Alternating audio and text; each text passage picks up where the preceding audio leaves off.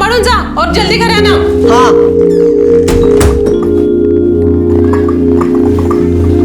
जा।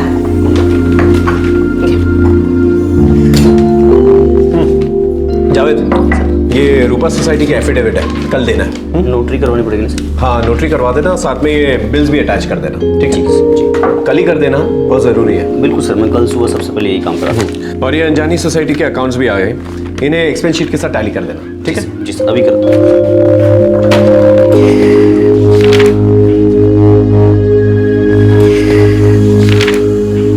एक मध्यम श्रेणी के चार्टर्ड अकाउंटेंट सुरेंद्र दलवी, जो कि हाउसिंग सोसाइटीज के अकाउंट्स का ऑडिट करते थे और सोसाइटीज का रजिस्ट्रेशन भी, और इस काम में उनका सहयोगी था जावेद खान।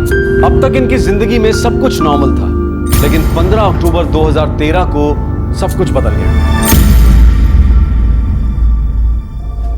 Bye mummy.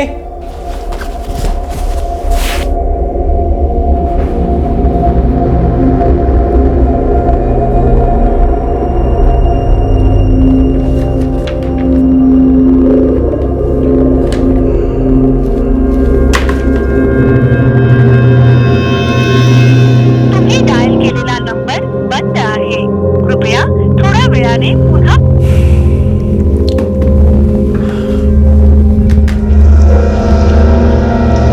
काय हो? जावेद नहीं है अब तक? पता नहीं कहाँ रह गया, फोन भी स्विच ऑफ आ रहा है। आज उसे रूपा सोसाइटी की एफिडेविट भी देनी थी, पता नहीं कहाँ रह गया। तुम्ही डायल केलेला नंबर बंद आहे। देख, बंद है फोन। कामात अडकला असेल, ट्रॅफिक भी तो बहुत है ना अभी।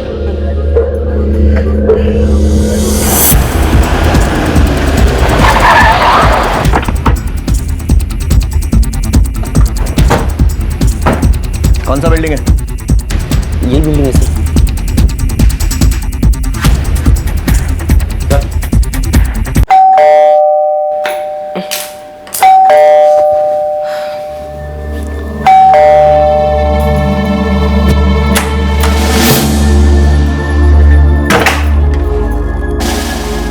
जी सुरेंद्र दलवी घर में है। वो आहे, लेकिन आप लोग कौन? जावेद, क्या हुआ क्या है? सुरेंद्र दलवी कहाँ है? साहब मेरी बात तो सुनिए साहब, हुआ क्या बताइए तो साहब। कौन है आप लोग? जावेद, ये सब क्या है? Inspector Kadir, Vashi police station. मांगे घाट के एक एक पेपर की जांच करो। सर।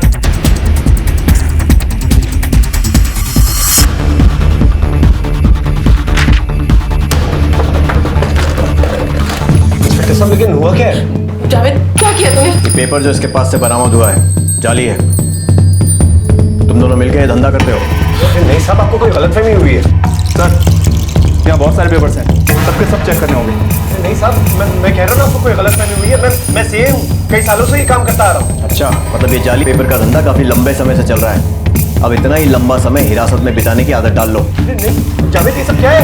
सर मुझे कुछ नहीं पता सर, मैं तो बस इनके लिए काम करता हूँ सर, जो ये बोलते हैं वही करता हूँ, मैंने सच में कुछ नहीं किया सर। मांगे सुरेंद्र दलवी को हिरासत में लो। घाट के सारी फाइलें जब्त करो। साहब मेरी बात सुनिए, देखिए ये ऐसा कुछ नहीं कर सकते साहब मेरे पति ऐसा नहीं कर सकते साहब, उन्होंने ऐसा कुछ नहीं किया साहब बात तो मानिए, उसने कुछ नहीं किया साहब उन्होंने। हर मुजरिम पकड़े जाने पर यही कहता है मैडम। नहीं साहब मेरी बात मानिए साहब, इन्होंने सचमुच कुछ नहीं किया है साहब। साहब सच कह रहा हूँ साहब, मैंने कुछ नहीं किया साहब। शायद जहाँ से पेपर खरीदे होंगे उसने शायद फर्जी पेपर दिए होंगे, मुझे कुछ नहीं मालूम है साहब। सर मुझे कुछ नहीं मालूम सर, मैं सुरेंद्र जी के लिए काम करता हूँ, जो ये कहता है वही करता हूँ सर, मुझे सच में कुछ नहीं मालूम सर। अच्छा, तो दोनों को कुछ नहीं मालूम। जब जेल में डंडे पड़ेंगे ना, तब सब याद आ जाएगा। साहब यकीन मानिए, मैं ईमानदार हूँ, मैं कहीं का नहीं रहूंगा साहब। आपको जो चाहिए आप ले लीजिए, मैं देने को तैयार हूँ, मुझे छोड़ दीजिए। एक तो जालसाजी करते हो और ऊपर से पुलिस वाले को रिश्वत देने की कोशिश करते हो। नहीं साहब, देखिए हम लोग ना बहुत ही सिंपल और मामूली से लोग हैं साहब, ये सब ऐसे काले धंधे करने का हम तो सोच भी नहीं सकते। मैडम, जो लोग इतनी बेशर्मी से रिश्वत दे सकते हैं ना, वो कुछ भी कर सकते हैं। नहीं साहब मैं इनको सालों से जानता हूँ सर, इनके पास काम करता हूँ, ये ऐसा नहीं कर सकते साहब हमको छोड़ दो साहब, हमने कुछ नहीं किया साहब यकीन मानिए साहब, मुझे कुछ नहीं मालूम है साहब। हाँ साहब, मेरे पति ऐसा सही में कुछ नहीं कर सकते साहब इन्हें छोड़ दीजिए। तुम एक एक पेपर की जांच करोगे और जो भी जाली निकलेगा उसे ईमानदारी से बदल दोगे। साहब मैं सब पेपर बदल दूंगा साहब, सब पेपर बदल। 4 लाख। 4 लाख दे दो, मामला रफा दफा हो जाएगा। सब 4 लाख नहीं है मेरे पास साहब। चल सब कम कर दीजिए साहब, सच में 4 लाख नहीं है मेरे पास साहब।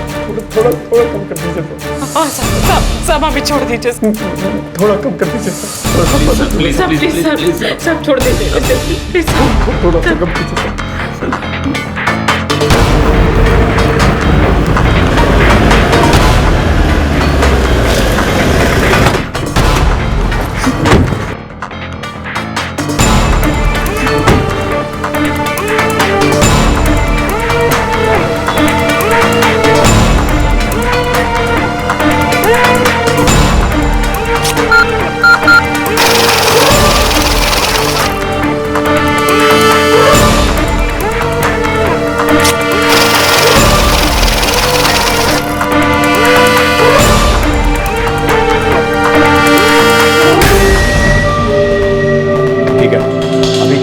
लेकर छोड़ रहा हूँ, लेकिन ये मत समझना कि फिर ऐसा कोई गलत काम करके बच जाओगे।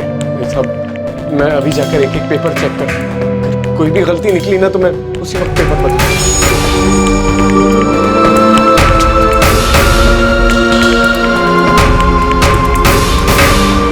बेटा गाड़ी में जा बैठ। मेरी अरेस्ट तो दिखानी पड़ेगी ना। गरीब आदमी साहब, गरीब आदमी साहब।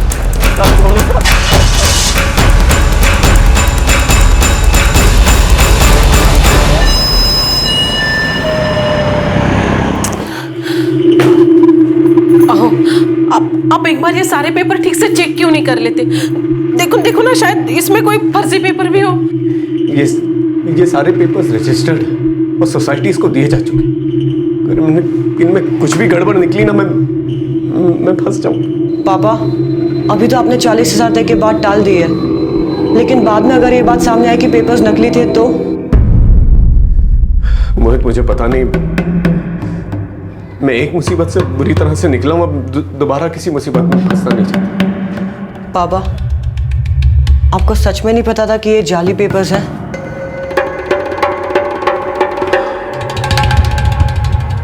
नहीं मोहित, मुझे नहीं पता। पुलिस ने मामले को दबाने के लिए 4 लाख रुपए मांगे, लेकिन सुरेंद्र दलवी ने 40,000 रुपए में समझौता करवा लिया। लेकिन क्या सचमुच ये मामला यही खत्म हो चुका था?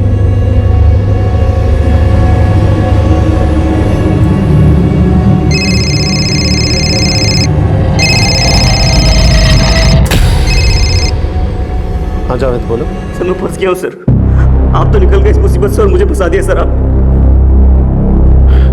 कैसी बातें कर रहे जावेद? सर आपको तो पता है कि आपने जो भी पेपर लाने को कहा, जहाँ से भी मस बने वही किया सर। फिर मुझे पुलिस ने पकड़ लिया और यहाँ नासिक लेके आए सर ये लोग, और बोल रहे हैं कि क्राइम ब्रांच के हवाले कर देंगे सर। सर मुझे बचा लो सर। लेकिन तुझे नासिक लेकर क्यों गए? केस दबाने के लिए तो मैंने 40,000 रुपए दिए थे ना। आप तो पैसे देके छूट गए सर और मुझे फंसा दिया आपने सर। ये लोग 8 लाख रुपए मांग रहे हैं सर मुझे छोड़ने के लिए। क्या? सर मुझे इस जेल से बाहर निकालो सर, गरीब आदमी सर, कहाँ से लाऊंगा 8 लाख? क्राइम ब्रांच वाले मार मार के मेरी हड्डी पसली एक कर देंगे सर, प्लीज मुझे यहाँ से बाहर निकालो। देख जावेद, मुझसे जो बन पड़ा मैंने किया, इससे ज्यादा नहीं कर सकता। तू जो कर सकता है तू कर, मैं तेरी मदद नहीं कर सकता। जा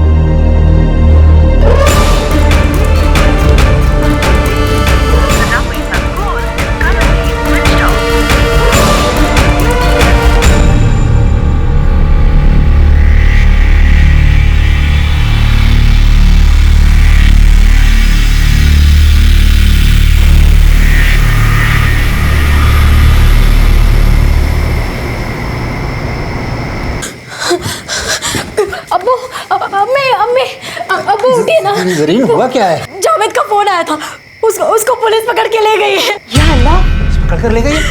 लेकिन जावेद ने किया क्या है? कुछ फर्जी कागज का केस बताया है। वो बोल रहे थे कि उसके बॉस ने उसे फंसा दिया है। बेटे जरीन, तू आराम से बता कि हुआ क्या है।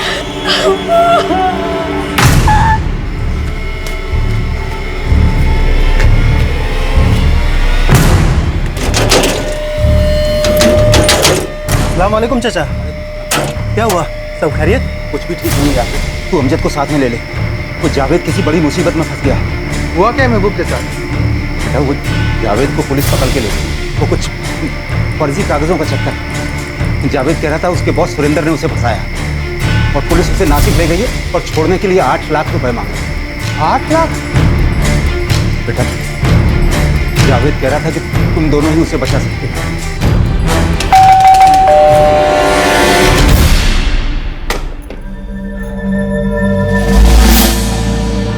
कौन हो तुम लोग?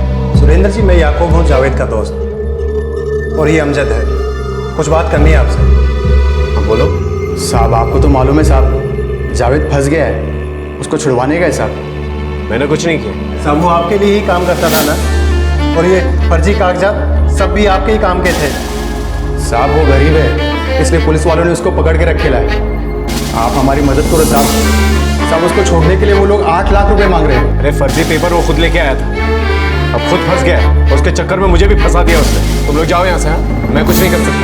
ऐसा मत करो साहब, 4 साल से तो जावेद आपके यहाँ काम कर रहा है। अगर ऐसे में आप पीछे हटोगे तो कैसे होगा साहब? साहब, अब आप ही उसे बचा सकते हैं। बस बस बस, बहुत हो गया। मैंने कहा ना मैं कुछ नहीं कर सकता। प्लीज जाओ यहाँ से।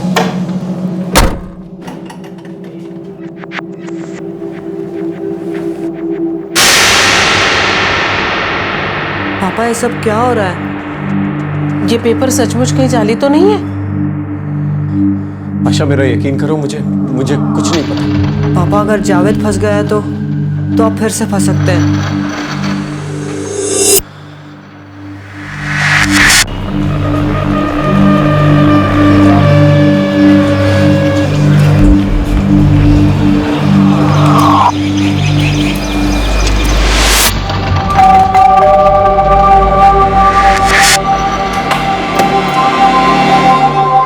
सलाम आशा जी। महबूब चाचा, आप? आशा जी, हम लोग बर्बाद हो गए हैं। साहब, वो लोग मारने पीटने का धमकी दे रहे हैं। बोल रहे हैं कि अगर पैसा नहीं दिया तो 1 साल तक जेल में रखेंगे। इधर उधर करके 3 लाख रुपए तो जमा कर लिए। आखिरी उम्मीद आप ही बचे, आप ही मदद कर सकते हो हमारी। कुछ मैं आपके पैर पड़ता हूँ। अरे महबूब चाचा क्या कर रहे हैं आप? प्लीज। सुरेंद्र जी, वो जरीन है, उसका रो रो के बुरा हाल हो गया है, मर जाएगी बेचारी। साहब, मैं अपने बच्चों की कसम खा के कहता हूँ कि आपकी एक एक पाई लौटा दूंगा, और जब तक आपके पैसे नहीं चुकाता तब तक जावेद आपके पास काम करेगा, वो भी बिना पगार के।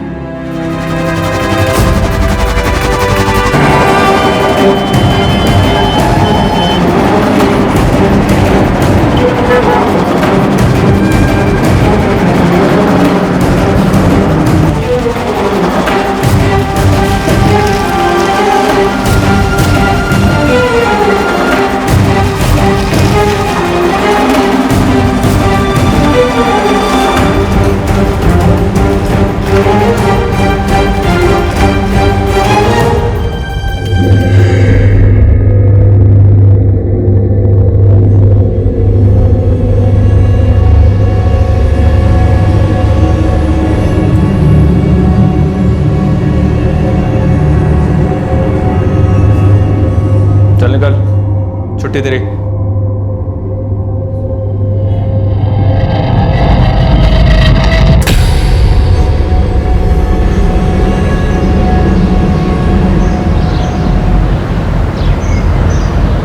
जी, वो सुरेंद्र जी का फोन आया।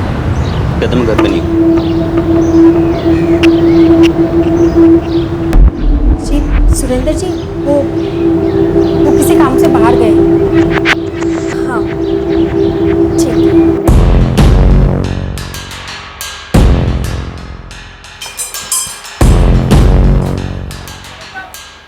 काय हो?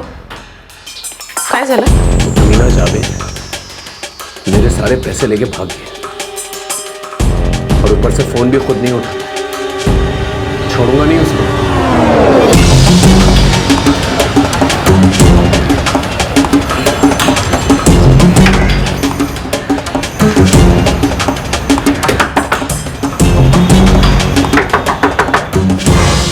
अरे सुरेंद्र जी, नमस्ते। हाँ नमस्ते। जावेद कहाँ? मुझे माफ कर दीजिए सर, मुझे आपके साथ कोई काम नहीं करना है। बहुत अच्छा फंसाया आपने मुझे। होश में तो है जावेद? मैंने फंसाया तुझे?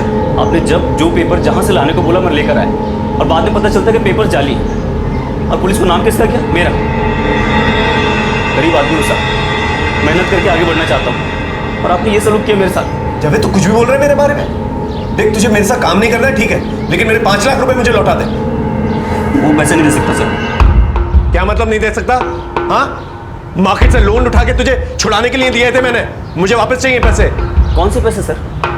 फंसाया भी आपने और छुड़ाने का नाटक भी आपने किया।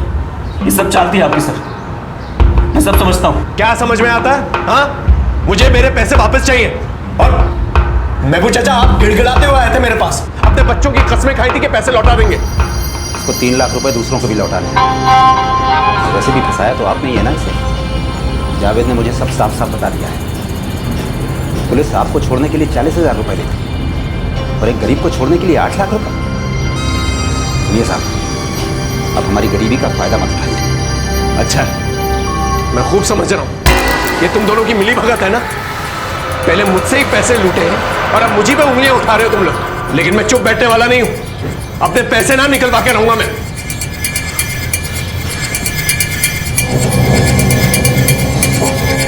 अच्छा नाटक रचा है सब लोग ने मिलकर, मुझी से पैसे लिए, अब सब मिलजुल कर मुझी पे उंगलियां उठा। पापा, असली सवाल यह है कि वो पेपर्स वाकई नकली हैं भी या नहीं। मेरी तो कुछ समझ में नहीं आ रहा, ये सब हो क्या रहा है? मतलब कौन झूठ बोल रहा है, कौन सच बोल रहा है, कुछ समझ में नहीं आ रहा है।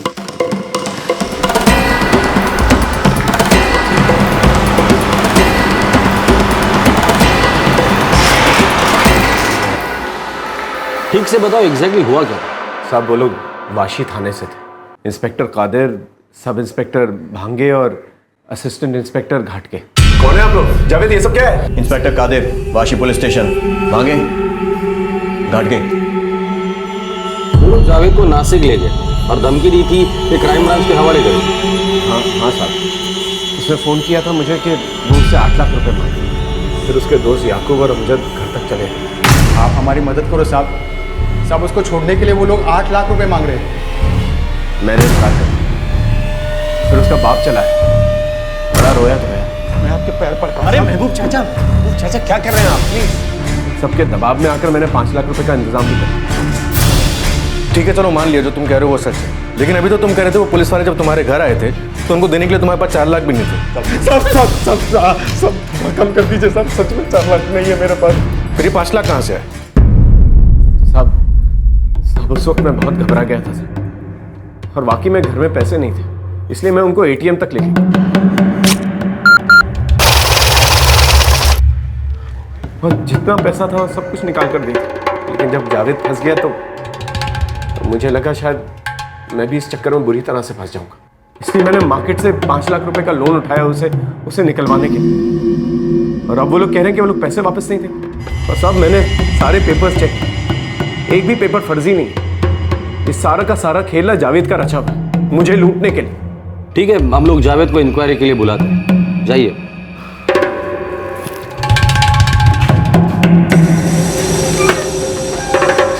मुझे लगता है दोनों का आपस का कुछ तो झगड़ा है, दोनों में से एक कोई तो दूसरे को घुमा रहा है। एक काम करो, इस जावेद को बुला लो और तुम ही पूछताछ कर लेना। सब क्या चल रहा है? सब क्या झोल है? कोई झूल नहीं है साहब। उल्टा सुरेंद्र जी ने मुझे 1.5 साल से पैसे नहीं दिए थे, पूरे 5 लाख बनते थे सर। जैसे तैसे बड़ी आनाकानी करने के बाद उन्होंने पैसे दिए और अब झूठा इल्जाम लगा रहे सर मुझे। क्या? जी सर, सब तो गरीब आदमी सर, मैंने कुछ नहीं किया। सुरेंद्र जी ने मुझे 1.5 साल से तनख्वाह दी थी सर, मैंने कर्जे के बहाने से जैसे तैसे उनसे पैसे निकलवाए। सब हाथ धो के मेरे पीछे पड़ गए उसके बाद से। सर झूठा केस लगा रहे हैं मेरे ऊपर सर। हाँ साहब, जावेद सच बोल रहा है। तो ये पुलिस रेड, ये जाली पेपर, ये सब क्या है? सब मन गढ़ंत कहानी है सर, ऐसा कुछ नहीं हुआ सर। इसके मन में जो भी आ रहा है वैसी कहानी बनाकर आपको बता रहा है सर। उसके घर कोई पुलिस रेड नहीं हुई sir. Inspector Kadir, Vashi police station, ये पेपर जो इसके पास से बरामद हुआ है जाली है। सब मैं सब पेपर बदल दूंगा सर। 4 लाख दे दो, मामला रफा दफा हो जाएगा।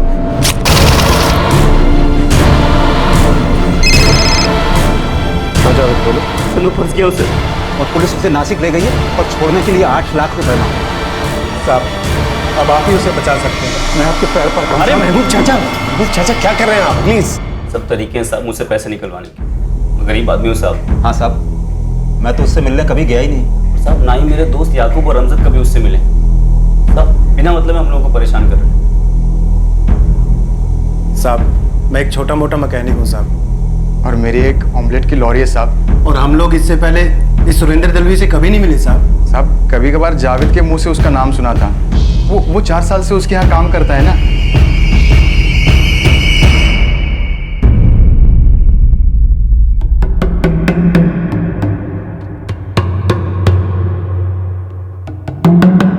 हकीकत क्या थी? ये पुलिस की रेड, वो रिश्वत, कौन था जो मनगढ़ंत कहानियां बना रहा था? कौन झूठ बोलकर दूसरे को फंसा रहा था और कौन किसको ठग रहा था? देखिए, मैंने जावेद और उसके बाप महबूब से कई बार पूछताछ और हर बार उनका एक ही जवाब होता है कि ये सब झूठ है। ये साहब झूठ वो लोग बोल रहे हैं, ठगाया उन लोगों ने मुझे। अब जाके समझ में आ रहा है कि ये सब उनकी मिली भगत है। और वो जावेद तो पहले से ही बेईमान है। सर, ये सोसाइटी का उन्हें बहुत सारा पैसा है सर। थोड़ी हेरा फेरी करके अगर कुछ निकाल भी लेंगे तो किसी को खबर नहीं होगी। तेरा दिमाग तो ठीक है ना? क्या बकवास कर रहा है? भड़को मत सर, इतनी सारी सोसाइटीज के अकाउंट देखते हैं लोग, थोड़ा भी इधर उधर करेंगे तो लाखों जमा हो जाएंगे। सर लाखों मिलेंगे, आपको थोड़ा बहुत मुझे दे दीजिएगा। और सर इतनी बड़ी बड़ी सोसाइटीज है, किसी को कोई नुकसान भी नहीं होगा। तू पागल तो नहीं हो गया? हाँ, इतने सालों से यहाँ मैं ईमानदारी से काम करता आ रहा, सब लोगों का भरोसा है मुझ पर, और तू कह रहा है कि मैं इनका भरोसा तोड़ दूं? तू इतने सालों से मेरे साथ काम कर रहा है, इसलिए इस पागलपंती के लिए ना मैं तेरी इन बातों को नजरअंदाज कर रहा हूं। आइंदा से इस किस्म की बकवास मत करना मेरे साथ।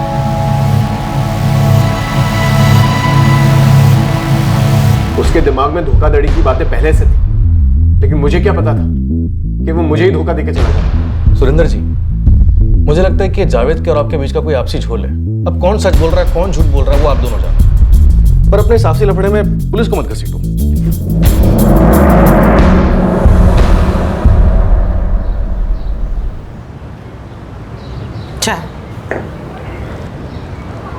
मैं इस तरह से उस आदमी को अपने पैसे मारने नहीं दूंगा, और इस तरह से अपने आप को बेवकूफ भी नहीं बनने दूंगा।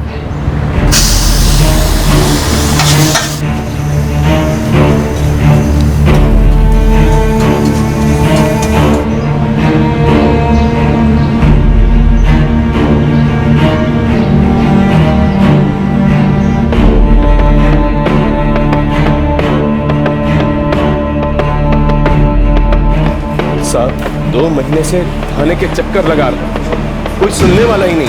साहब वो सब इंस्पेक्टर आपसे हमेशा यही कहते हैं कि ये तुम लोग का आपसी मामला है, पुलिस को बीच में मत लो। साहब मैं सच कह रहा हूँ कि ये जावेद जो है ना, इसने मुझे बुरी तरह से लूटा है। सर, आपने क्या है, ये केस अभी तक खत्म नहीं हुआ? सर ऐसा नहीं है, मैंने जावेद और महबूब को कई बार थाने में बुलाया, लेकिन हर बार इन्होंने कहा कि इन्होंने जावेद को 5 लाख रुपए देने थे जो ये देने से मुकर रहे थे, और जावेद ने इनसे लोन के बहाने वो पैसे लिए, लेकिन पैसे उसी के थे। सर उनका कहना है कि सब इनकी मनगढ़ंत और झूठी कहानी है। नहीं साहब, ये जावेद जो है ना झूठा है। साहब मैं एक ईमानदार सिंह, मैं जिनके साथ काम करता हूँ ना, आप उनसे पूछ लीजिए। ये जावेद हमेशा से पहले से बेईमान है। ये वाशी पुलिस स्टेशन के ऑफिसर्स, क्या नाम बताया था उनका? साहब वो इंस्पेक्टर कादिर, सब इंस्पेक्टर भांगे और असिस्टेंट इंस्पेक्टर घाटके। ठीक है, आप कल आइए, मैं खुद इंक्वायरी करूँ।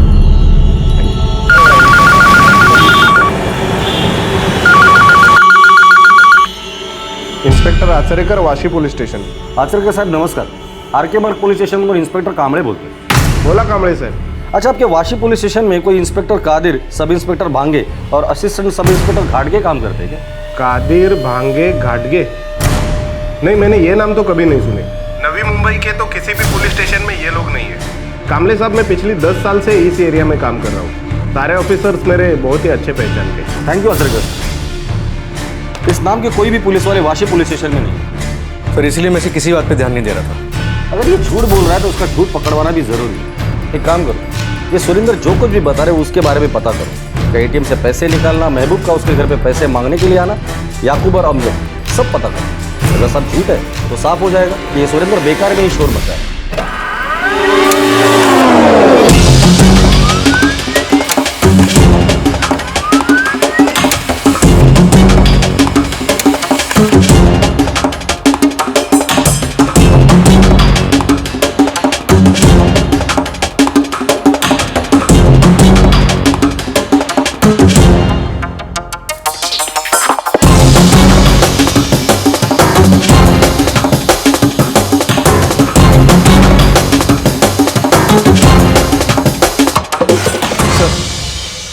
समझ में नहीं आ रहा, बड़ा लंबा झोल लग रहा है ये। लगता है कुछ गलती हुई है अपने से। क्यों, क्या हुआ? सर ये सच है कि जिस बिल्डिंग में सुरेंद्र रहता है वहाँ 15 अक्टूबर की रात को याकूब और अमजद गए थे। सर उस बिल्डिंग में सेलफोन टावर्स भी हैं, वहाँ इन दोनों के होने के रिकॉर्ड्स भी मिले। और वो जावेद का बाप महबूब? सर वो भी 16 अक्टूबर की सुबह वहाँ गया था।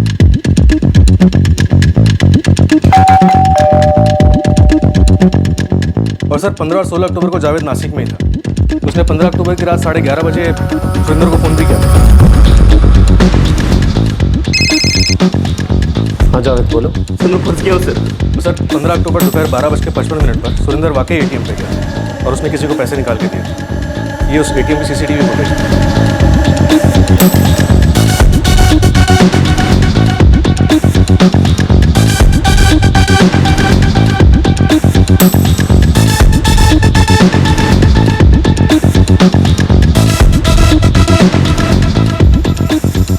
अब तक काय काम करता तुम लोग?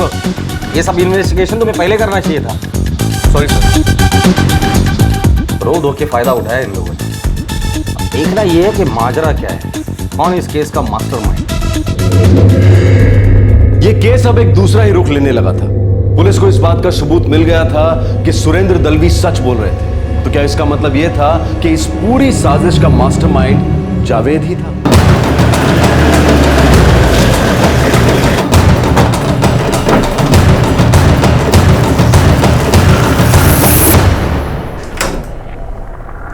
जावेद तो घर पे नहीं है साहब। कहाँ गया? और फोन क्यों बंद आ रहा है उसका? पता नहीं साहब। सब मैंने कुछ नहीं किया। सब दलवी झूठ बोल रहा है, हम छोटे लोगों को फंसा रहा है वो। याकूब और अमजद का घर कहाँ है? सब मुझे सच में नहीं पता कि याकूब कहाँ है। अमजद का ये तो जरूर पता होगा तुम्हें।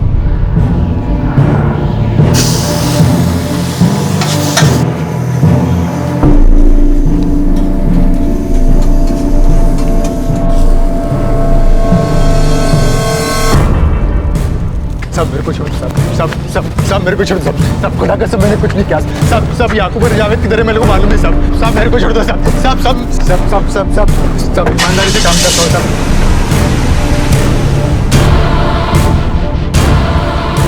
सब मैं सच बोल रहा हूँ, मैं सुरेंद्र जी से कभी नहीं मिला। झूठ बोल रहा है वो। हाँ सब मैंने भी कभी नहीं देखा उनको। तुम लोग सुरेंद्र को मिले थे, इसके सबूत है मेरे पास। जब तक मुंह नहीं खोलोगे ना यही सड़ाऊंगा। अब दोनों तय कर लो, सबसे पहले मुंह कौन खोलेगा? महबूब चाचा जावेद किधर है? अरे नहीं पता कहाँ गया वो, फंसा के चला गया है हम लोगों को। अब पे याकूब और जावेद के घर के बाहर कांस्टेबल लगा था, आग भाग के जाएंगे कहाँ? सर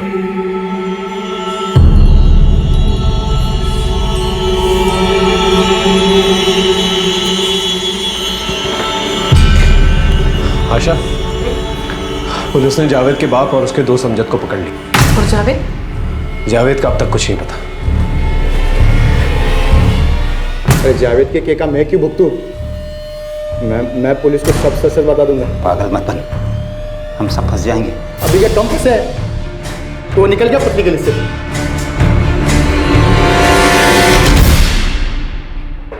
तो कौन मुंह खोलेगा पहले? साहब मेरे को आगे पीछे का कुछ नहीं मालूम साहब, मेरे को ज्यादा भी कुछ मालूम नहीं है। लेकिन उस रात को महबूब चाचा याकूब को लेकर मेरे घर को आए थे। बेटा वो जावेद को पुलिस पकड़ के ले गई है। इनके कहने पर साहब हम लोग सुरेंद्र के घर गए थे। आप हमारी मदद करो साहब। साहब उसको छोड़ने के लिए वो लोग 8 लाख रुपए मांग रहे हैं। और फिर महबूब चाचा पैसे लेकर हमारे पास आए और नासिक जाने को कहा जावेद को छिड़वाने के लिए।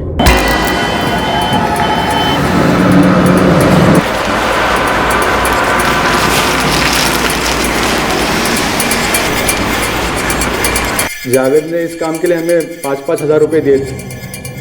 तो ये जावेद का प्लान था? रानी साहब किसका प्लान था? ये कादिर, भांगे और घाड़गे, ये लोग कौन? खुदा कसम साहब मेरे को इससे ज़्यादा कुछ नहीं मालूम साहब। जितना भी मालूम था मैंने सब सच सच बता दिया साहब। अब ज़्यादा मुझे भी कुछ पता नहीं है कि जावेद ने कैसे क्या किया। बस उस रात उसका फ़ोन आया था अपनी बीवी जरीन को। अम्मी उठिए ना। जरीन हुआ क्या है? फिर मैंने जावेद से बात की थी हाँ अबू, अभी के अभी याकूब और अमजद को सुरेंद्र जी के घर भेजो, उनसे 8 लाख रुपए मांगने को बोलना। 8 लाख? लेकिन जावेद हुआ क्या है? वो मुझे पुलिस ने पकड़ लिया है। किसी को कानो कान खबर नहीं होनी चाहिए, ऐसे सुमड़ी में सब कुछ करो। याकूब और अमजद वहाँ से खाली हाथ लौटे। फिर मैंने जावेद को फ़ोन किया। जावेद, वो दलवी जी ने याकूब और अमजद को पैसे देने से मना कर दिया है। अबू कल सुबह सुबह आप खुद उनके घर जाओ, गिड़गिड़ाओ, भीख मांगो, जो करते बनता है वो करो, लेकिन उनसे पैसे लेके आओ। और ये पुलिस वाले मार मार के मुझे जान से मार देंगे। अब जितने पैसे वो देते हैं उतने ले लो। 5 लाख देते हैं, 5 लाख ले लो। मैं पुलिस वालों को समझा लूँगा। ठीक है बेटा, जैसा तू बोले। मैं खुद जाता हूँ सुरेंद्र जी के पास। साहब, मैंने सुरेंद्र जी से पैसे लेकर याकूब और अमजद के हाथ नासिक भेज दिए थे। उसके बाद मुझे कुछ नहीं पता साहब। सब मिले हुए हैं, अपने बेटे के साथ मिला हुआ है। अब चुपचाप बता दे, ये घाटगे, भांगे और कादिर ये है कौन? सच्ची कह रहा हूँ, मुझे कुछ नहीं पता साहब। ये तो मुझे बाद में पता चला कि ये सब नाटक था। जावेद ने आकर मुझे बताया। नाटक? ये सब तूने नाटक किया था? लेकिन किस लिए? अबू आप इस सब में ज्यादा मत घुसो। ये मेरा ही पैसा है जो मुझे दलवी से निकलवाना था, कुछ लौटाना नहीं है उसको। लेकिन जावेद, मैंने दलवी साहब से वादा किया था कि तू उन्हें पैसे लौटा देगा। अब आप फिक्र मत करो, ये जाली कागजात के चक्कर में वैसे बहुत डरा हुआ है, ज्यादा आवाज नहीं उठाएगा। और ये जाली पेपर्स का क्या मामला है? ये सब मुझे सच में नहीं पता। सच में कोई जाली पेपर्स थे या ये भी जावेद का रचा हुआ नाटक था? नहीं मालूम साहब। मुझे लगता है ये जाली पेपर्स का नाटक जावेद ने खड़ा किया, सुरेंद्र दलवी से पैसे लूटने के लिए। तो शायद सुरेंद्र सच कह रहा है कि जावेद हमेशा शॉर्टकट से पैसा बनाने के बारे में सोचता रहा। जावेद कौन से बिल में जाके छुपा बैठा है? ढूंढो उसे। जावेद और याकूब के घर वालों को बुलाओ, डराओ, धमकाओ, कुछ भी करो, भाग भाग के जाएंगे कहाँ? सीधे शरीफ होने का फायदा उठाया उस आदमी ने, सारा नाटक किया, फिर फर्जी पेपर से डराया, धमकाया और मुझे लूट ले गया। पता नहीं पुलिस कभी उसे ढूंढ भी पाएगी या नहीं। पुलिस लगातार जावेद और याकूब पर दबाव बना रही थी। जावेद के अब्बा हिरासत में थे और उनके घर भी लगातार पुलिस की निगरानी में थे। जावेद और याकूब ये समझ गए थे कि पुलिस ढील देने वाली नहीं है, मामला ठंडा नहीं पड़ेगा। आखिर 2 महीने बाद उन दोनों ने सरेंडर कर दिया और फिर सामने आई चौंका देने वाली धोखाधड़ी की साजिश।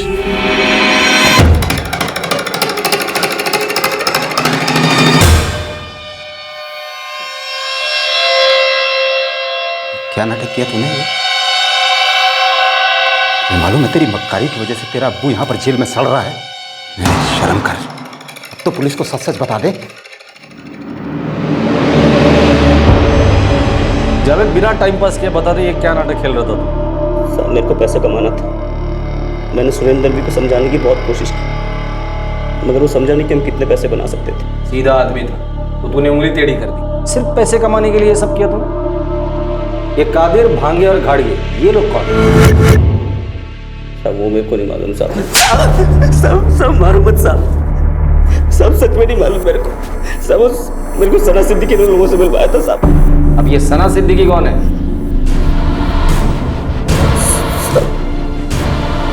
सना वही लोग अपने मोहल्ले में रहती थी।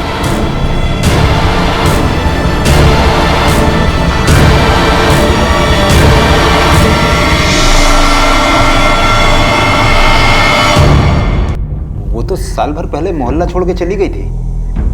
हाँ सर, वो नासिक चली गई थी, पर मैं अक्सर उससे मिला करता था सर। उसी ने रेड डालने के लिए कादिर, भांगे और घाटके का इंतजाम करवाया था सर। क्या ऐसे करेगा तू?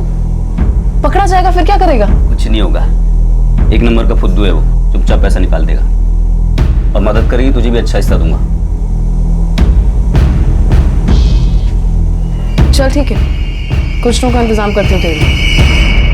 सना ने कादिर, भांगे और घाटके का इंतजाम करवाया था सर।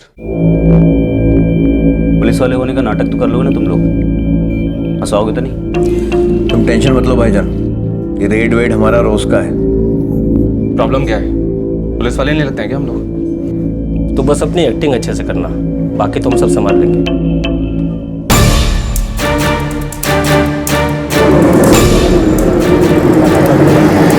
सुनो भाईजान, हो सकता है रेड के दौरान ये लोग तुम्हें 1-2 चमाट भी लगा दें, तैयार रहना। पेपर जो इसके पास से बरामद हुआ है जाली है।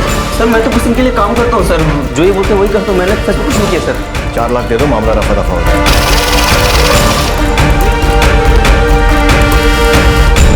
साहब हमने नासिक से किराए पे गाड़ी ली और यहाँ आ गए सुरेंद्र जी के घर। बहुत डराने और धमकाने के बाद सिर्फ 40,000 रुपये निकलवा पाए उनसे सर। क्या रे साला फटकड़ा, खाली 40,000 निकले इसके पास। तू इतने कम में माना क्यों? अब इतना रोएगा पीटेगा तो क्या करेंगे हम लोग? अब इसमें कोई क्या नहाएगा क्या धोएगा, 10,000 चमन ले जाएगा। और नहीं तो क्या, 30,000 के कितने हिस्से होंगे भाई? एक काम कर, तू गाड़ी पहले नासिक ले, उसके बाद देखते क्या करें। चल। नासिक पहुंचने के बाद मैंने एक नया प्लान बनाया।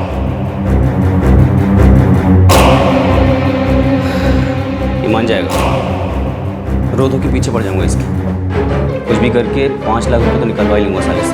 फिर तो अपना हिस्सा भी बढ़ जाएगा। हाँ। अच्छा, इतना सारा नाटक किया, नासिक से उनके साथ यहाँ तक आया, फिर भी तू ये कह रहा है कि तू तीनों को जानता नहीं है? नहीं सर, साहब मैं सच कह रहा हूँ साहब, मैं बस उन तीनों का नाम जानता हूँ साहब, मुझे नहीं पता वो तीनों है कहाँ। साहब मैंने बताया ना, सना सिद्दीकी ने मुझे मिलवाया था साहब। सना सिद्दीकी नासिक में कहाँ रहती है?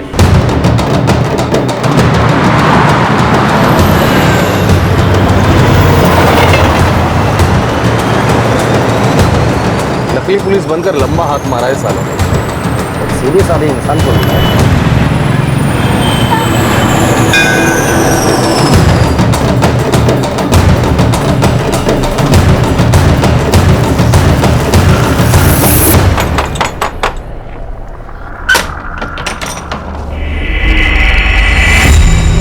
असली पुलिस को देख के डर गई सना सिद्दीकी? कहां से लाई थी नकली पुलिस? कादिर, घाटगे और भांगे, कौन है ये लोग? साहब मैं इनको नहीं जानती हूँ, मेरा एक दोस्त लेकर आया था इनको यहाँ। कौन दोस्त? वो एक पुलिस वाला है। पुलिस वाला? मतलब तुम ये कहना चाहती हो कि असली पुलिस वाले ने तुम्हारी मदद की थी एक नकली पुलिस का इंतजाम करने में? जी साहब। नाम बताओ उसका। उसका नाम नौशाद खान है। कौन सा पुलिस स्टेशन?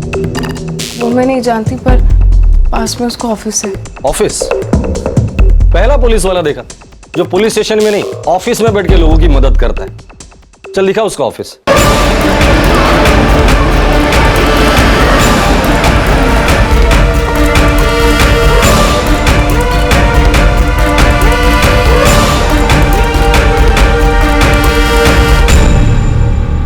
पहली बार देखा एक पुलिस वाला प्रॉपर्टी का धंधा खुलेआम कर रहा है। चलो।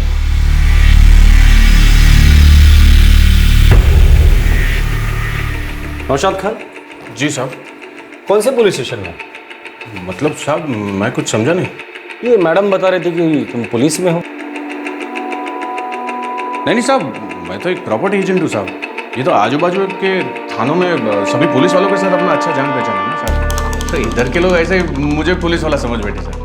क्या हो साहब, कुछ लेंगे? कुछ ठंडा मंगाओ क्या सर? अच्छा, मतलब पुलिस वालों में जान पहचान है तो खुद को पुलिस वाला ही समझते हैं।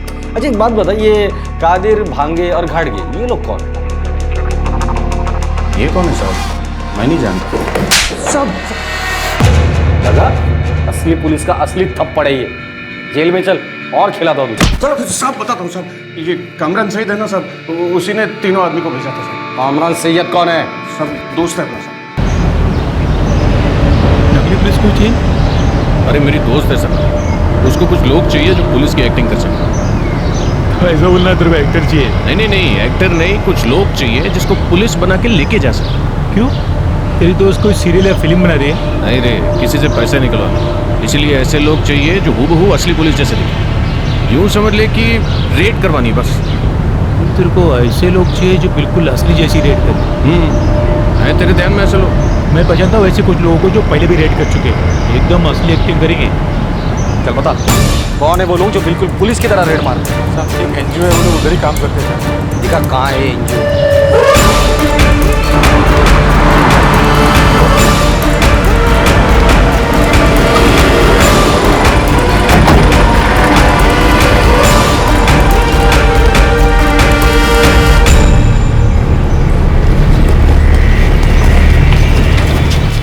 जी सर, हम एक एनालिसिस ब्यूरो चलाते हैं हमारी एनजीओ कई बार पुलिस को जुर्मों के बारे में भी खबर देती है और कई बार हमारे लोग उनके साथ रेड पर भी चले जाते हैं। कादिर, घाटगे और भांगे, क्या ये 3 लोग आपके साथ काम करते हैं? वो वॉलंटियर्स हैं यहाँ पे। काय झालं? वो मैं बाद में बताता हूँ। इस वक्त तीनों कहाँ हैं? अंदर है। आखिर बात क्या है? आप बुलाएंगे उन्हें?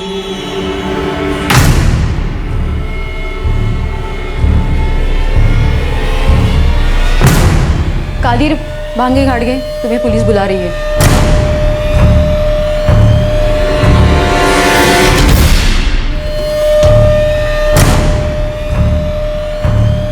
पुलिस की एक्टिंग अच्छी कर लेते। अब एक रोल मैं देता हूं तुम्हें, मुजरिम का। जेल में एक्टिंग करना। चलो।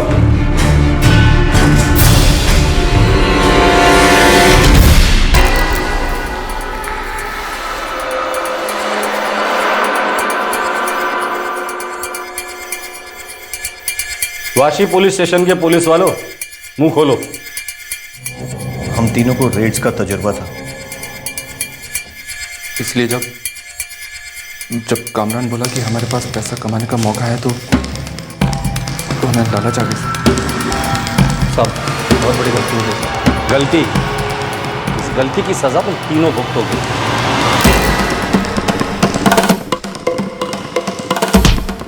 सर, सारा पैसा कहाँ है? पैसे तो खर्च हो गए सर, मेरे पास सब नहीं है सर।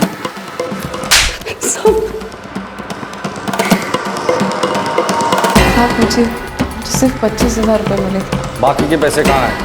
मुझे नहीं पता।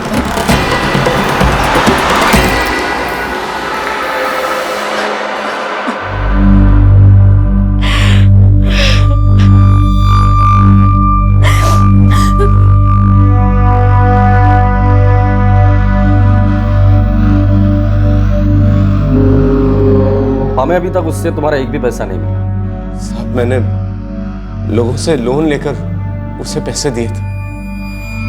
सब हड़प गया, लूट लिया मुझे। देखिए सुरेंद्र जी, मैं आपकी हालत समझ सकता हूँ। हम लोग उसके खिलाफ चार्जशीट तैयार कर रहे हैं। उसे उसके जुर्म की सजा जरूर मिलेगी। नकली पुलिस लाकर हमें डरा धमकाकर अच्छा फायदा उठाया हमने, और फिर अपनी मजबूरी का रोना रोकर अच्छा खासा पैसा लूट लेंगे। गलती मेरी है। मुझे पहले से ही समझ जाना चाहिए था कि इंसान धोखेबाज है जब इसने बेईमानी करने की बातें की। पापा, आप शांत हो जाओ। मैं जानता हूँ जो हुआ बहुत बुरा हुआ, लेकिन कम से कम वो पकड़ा तो गया।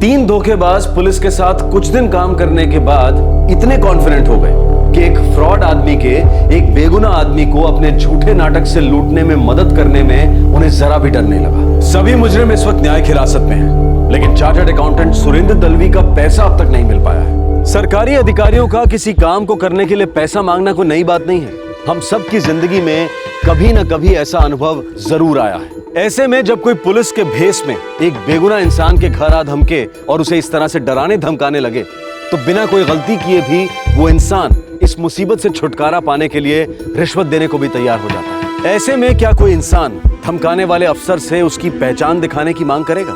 घर में इस तरह से धमकाते हुए घुस आए सरकारी अधिकारी से कौन उसका पहचान पत्र मांग सकता है? सच बोले तो कोई नहीं। जिसके पास ताकत है वो उसका नाजायज इस्तेमाल करने से कभी नहीं चूकता है। हर मौके पर, हर जगह पर, ज्यादातर हर अधिकारी अपनी इस ताकत का इस्तेमाल करता ही है। कभी आम लोगों या निचले स्तर के कर्मचारियों पर अपना जोर दिखाता है, तो कभी खास जगहों पर अपने खास होने का एहसास कराता है। अगर किसी ने हिम्मत करके इनसे इनकी पहचान पत्र मांग भी ली, तो हिम्मत कैसे हुई तुम्हारी? तुम्हें पता है मैं क्या कर सकता हूं? ऐसी धमकियों की बाढ़ आ जाती है। सरकारी कर्मचारियों को अक्सर हम पब्लिक सर्वेंट यानी कि जनता का सेवक कहते हैं, लेकिन असल में ये जनता के मालिक बनकर जनता के साथ नौकरों से भी बुरा बर्ताव करते आए हैं। ये व्यवहार घिनौना तो है, पर सच्चाई ये है कि ये हमारे सिस्टम का हिस्सा बन चुका है। अगर आपका सामना किसी ऐसे इंसान से होता है जो सरकारी कर्मचारी होने का दावा कर आपसे इंपॉर्टेंट कागजात या जानकारी मांगने की कोशिश करता है, तो उससे उसका पहचान पत्र जरूर मांगे। सतर्क रहें और उस पहचान पत्र को क्रॉस चेक भी जरूर करें। हमारे आज के एपिसोड की दूसरी कहानी। जिस्म के खरीदार भी हैं, सौदागर भी, बेचने और खरीदने वाले भी हैं, इंसानियत का बाजार भी है।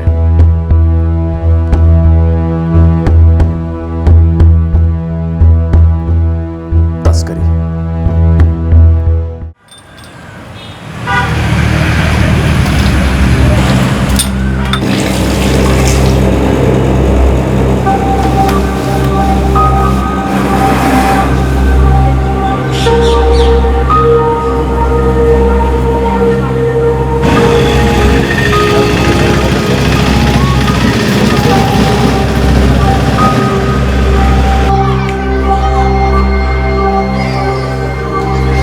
कई बार किसी को देख दिल उनकी तकलीफ को महसूस करता है। दिल ये भी कहता है 2 कदम चल ले, पूछ ले हाथ।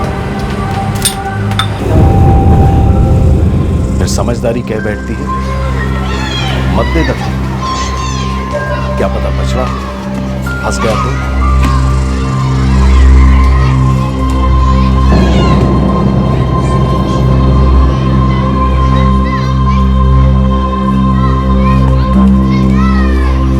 महसूस सभी करते हैं, छू सभी को जाता है। कुछ लोग कूद पड़ते हैं। जहां इंसानियत का बाजार है, वहीं इंसानियत का खुमार भी है।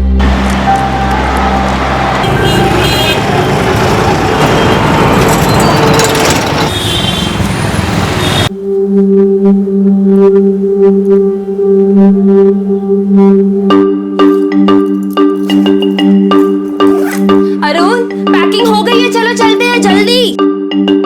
हाँ रूपा जल्दी चलो जल्दी चलो, अगर ट्रैफिक में फंस गए ना तो प्रॉब्लम हो जाएगी। चलो अच्छा लाइट चेक कर लेना। हाँ कर लिया। टिकट्स चेक कर लिए। टिकट्स हैं पापा मेरे पास, चलो ना।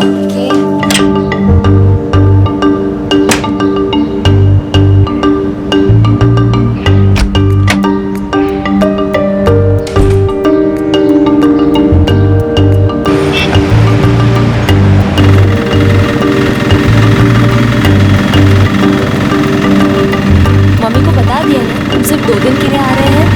वापस तो आना ही पड़ेगा ना, उसको मेरा ब्रेक दिया। अरे हाँ, मेरे नए प्ले की रिहर्सल बहुत मिस से है। एक बार स्टेप ठीक से पड़ी भी नहीं है, रास्ते में बस में पढ़ लूंगी मैं।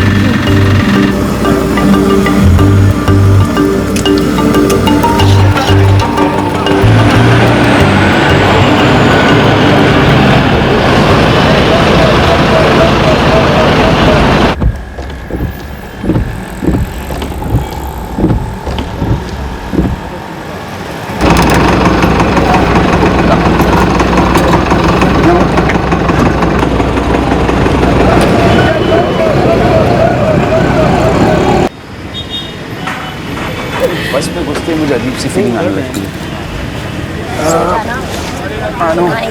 एक मिनट टिकट ओके S1 कम। अरुण एक मिनट। क्या हुआ? स्क्रिप्ट। एक बात बताओ, ये हर चीज तुम्हें एंड टाइम पे क्यों याद आती है? That's it. ये तुम्हारी स्क्रिप्ट, Thank you. म्यूजिक क्या अच्छा सुनो, जूस लोगे कि पानी? पानी। आज भी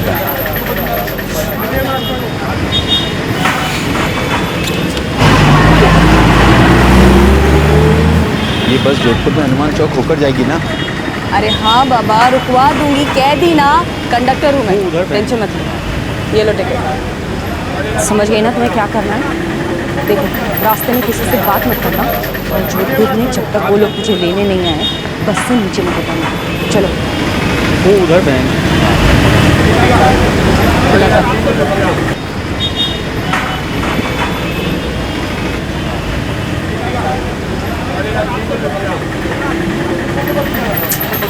सामान ये तेरी सीट है।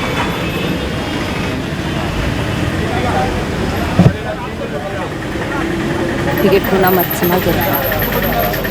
एक और बात ध्यान से सुन लो, जब तक वो लोग तुझे बोले नहीं ना कि बस से मत उतरना, सीट से 1 मिनट भी इधर उधर मत होना, कोई कुछ देखो खाना मत, किसी से भी बात मत करना, और तुम मुसीबत में पड़ जाएगी, समझ गई?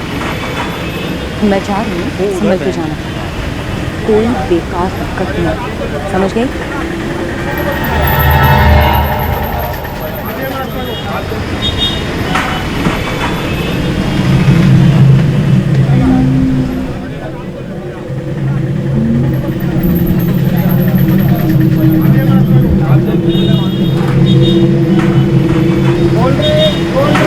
मैडम, वो आसिफ वाली लड़की जरा ध्यान रखिएगा कहीं उतर ना जाए। जोधपुर में महावीर चौक में उसके रिश्तेदार उसे लेने आएंगे, आप ध्यान रखना। हाँ हाँ ठीक है, एक ही बात को 10 बार कह चुकी हो आप, जरूरी है ना? आप बस ये ध्यान रखिएगा कि वो कहीं उतर ना जाए। हाँ ठीक है।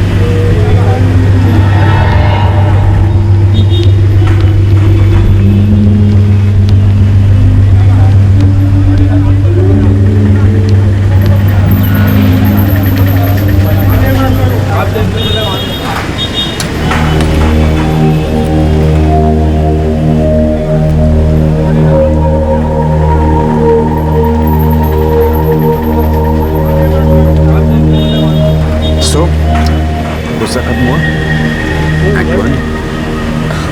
अभी पढ़ना शुरू किया है, बस सीन खुल गई। अच्छा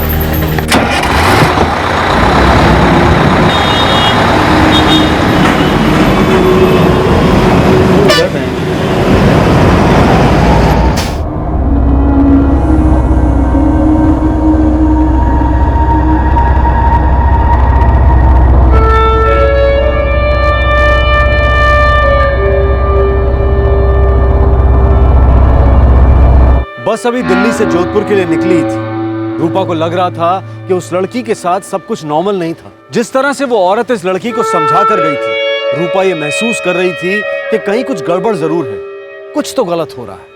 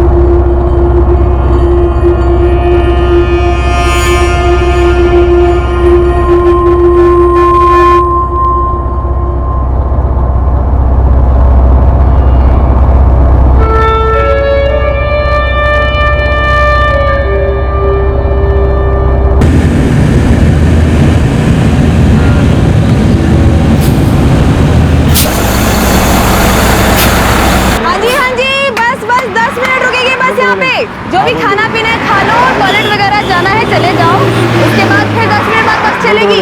अब आप आओ क्या मत आओ।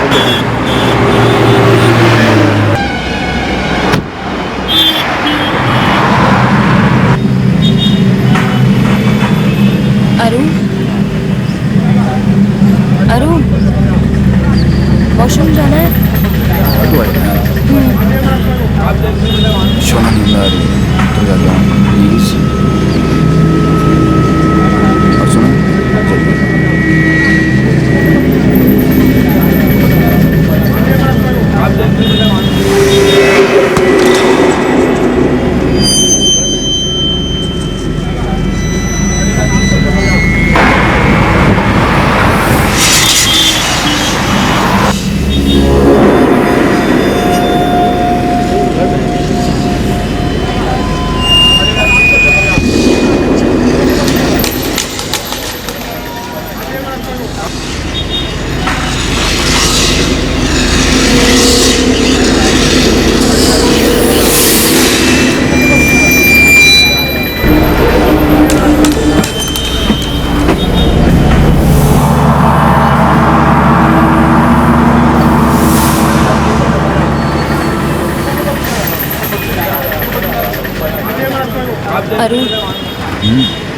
कम वो उधर बैंक।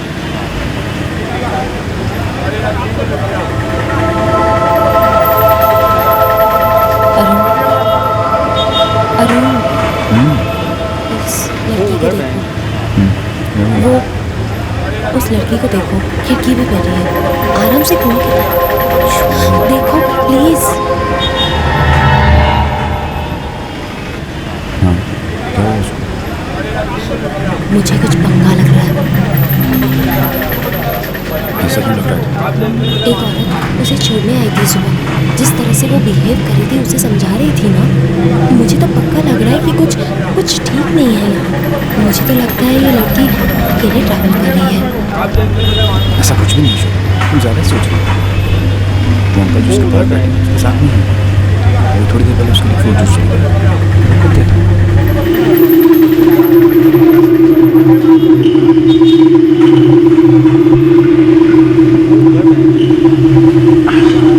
ये लो बेटा, पियो।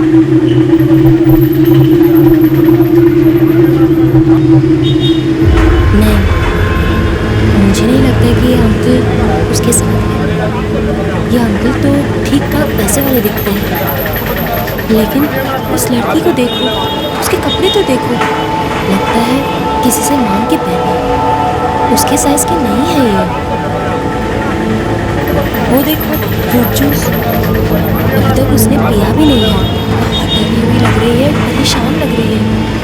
और अरुण, सुबह जो औरत आई थी ना, वो ये भी कह रही थी कि किसी से बात मत करना, कोई कुछ दे तो खाना पीना भी मत, ये सब बोल रही थी। मुझे तो गड़बड़ लग रहा है अरुण, पक्का कुछ चाहिए। तुम अननेसेसरी डाउट्स को रखा, ऐसा कुछ भी नहीं है। हो सकता है उस लड़की को उसकी चिंता, इसलिए ऐसा बोल रहा था। ठीक है, उसका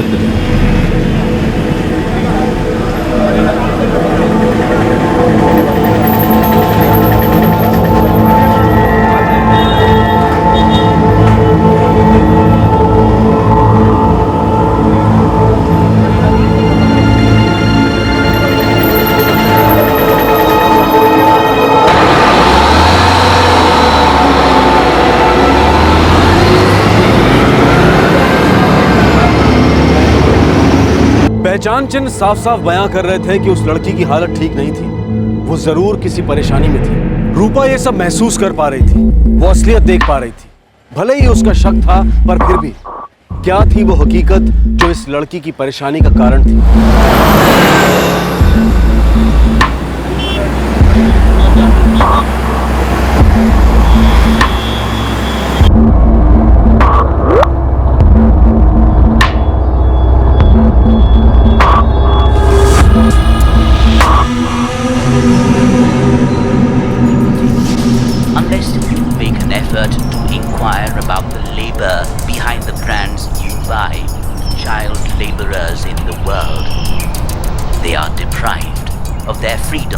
Education and healthcare. They are trafficked and enslaved. They have lost human dignity. Unless you make बहुत अच्छी बनी, काफी इंफॉर्मेटिव है। रूपा, ये तो असली तस्वीर का एक बहुत छोटा सा हिस्सा है। कितनी स्टेट्स ऐसे हैं जिन्हें मैं अभी कवर भी नहीं कर पाई। और ये जो ट्रैफिकिंग का चक्कर है ना, हमारे देश में न जाने कितने तरीकों से किया जाता है। जबरन शादी, प्रोस्टिट्यूशन, बाल मजदूरी। और जानती हो सबसे ज़्यादा शिकार कौन होता है? बच्चे। क्योंकि उन्हें जो कहा जाता है वो करते हैं, डर जाते हैं। जबरन उन्हें इधर उधर लेकर जाया जाता है, मिसयूज़ किया जाता है। सबसे ज़्यादा शिकार बच्चे ही होते हैं, क्योंकि इजीली उनको मोलेस्ट किया जा सकता है। अगर मैं जो शक कर रही हूँ वो सही है, तो फिर इस लड़की की ट्रैफिकिंग हो रही है। ये सच है या मैं फालतू में सोचे जा रही हूँ ये सब?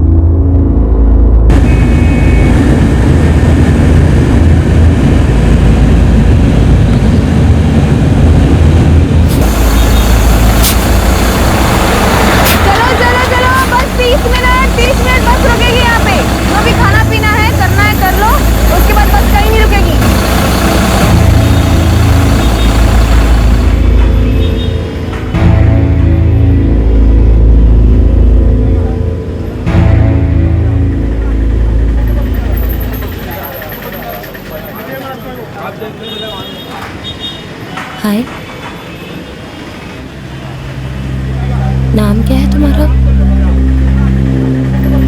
देखो, डरो मत, मैं भी जोधपुर ही जा रही हूँ। तुम्हें अकेले देखा तो सोचा तुमसे आके बात कर लूं। बताओ, नाम क्या है तुम्हारा? काजल। काजल, बहुत अच्छा नाम है। दिल्ली में रहती हो? फिर कहाँ रहती हो? कुपोई। कुपोई कहाँ है ये? झारखंड। अच्छा, और तुम कहाँ जा रही हो? पता नहीं। कितनी साल की हो तुम? 21। 21? काजल बेटा, एक बात बताओ, वो औरत जो तुम्हें छोड़ने आई थी सुबह, कौन थी वो? पता नहीं। ठीक है, अगर तुम्हें कुछ बताना नहीं है तो कोई बात नहीं। ये बताओ, तुम्हें भूख लगी है? कब से तुम खा नहीं रही हो, पी नहीं रही हो? बोलो, कुछ ले आओ तुम्हारे लिए। अच्छा ठीक है। अरुण, अरुण। क्या हुआ? सुना? चलो। वो लड़की 21 साल की तो नहीं है, डरी हुई है, गड़बड़ है कुछ। अरुण, मुझे तो लगता है ये ट्रैफिकिंग का मामला है। सुनो, तुम इसे सैंडविच तो खिलाओ जाकर। और सुनो, जो भी बात करनी संभल के करना, कुछ भी पक्का नहीं पता, ठीक है?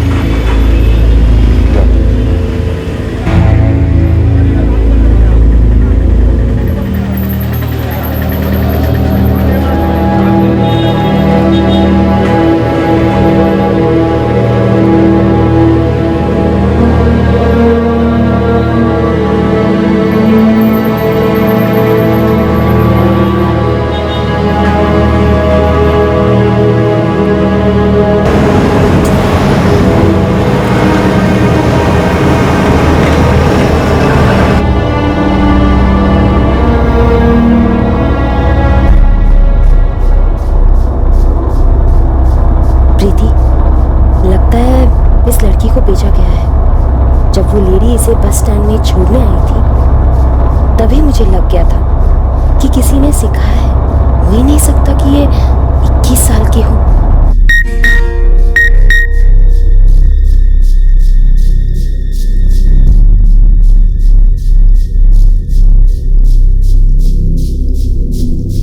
एक काम करो रूपा, इस काजल का फोटो खींचो और मुझे फॉरवर्ड करो।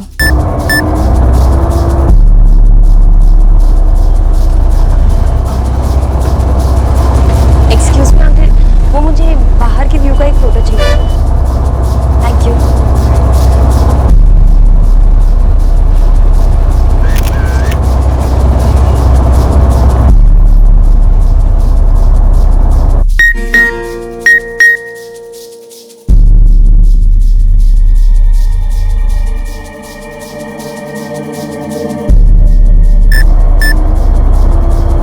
रूपा, फोटो देखकर मुझे ये माइनर नहीं लग रही। प्रीति, उसे जानबूझकर ऐसे ड्रेसअप किया है, बड़े साइज के कपड़े पहनाए हैं। रूपा, लड़की से और बात करो और इन्फॉर्मेशन निकलवाओ, फिर उसके बाद कोई स्टेप लेंगे हम।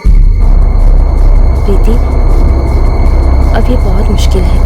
कोई आदमी बैठा है उसके साथ। जब बस ढाबे पे रुकी थी तब मैंने बात की थी। ओके, मैं एक हेल्पलाइन नंबर भेजती हूँ, बात करो, वहाँ डिटेल दो, बताओ कि तुम कहाँ हो। वो शायद वहाँ कोई हेल्प भेज देंगे। The number you have called is currently not reachable. The number you have called is currently not reachable. Please try.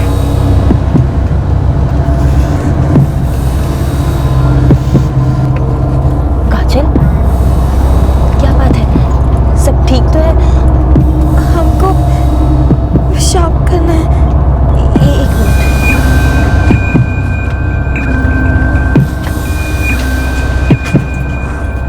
सुनो सुनो सुनो, एक लड़की को पेशाब करने जाना है, प्लीज आप बस रुकवाएंगे? अरे मैडम, मैंने ढाबे में बोला था ना कि जोधपुर से पहले बस कहीं नहीं रुकेगी। अरे लेकिन उसे अर्जेंटली जाना है, आपको बस रुकवानी ही पड़ेगी। कह दिया ना नहीं रुकेगी। आप बस रोक रहे हो या मैं हंगामा खड़ा करूं? हाँ, उसके बाद तो आप रोकोगे ना? बस बोलो, हंगामा करूं क्या?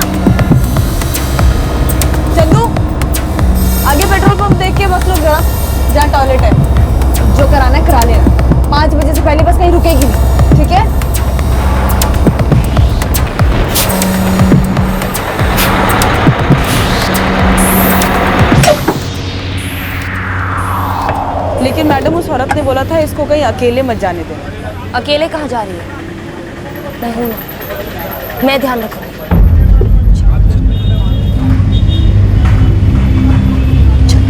आजा, संभाल के।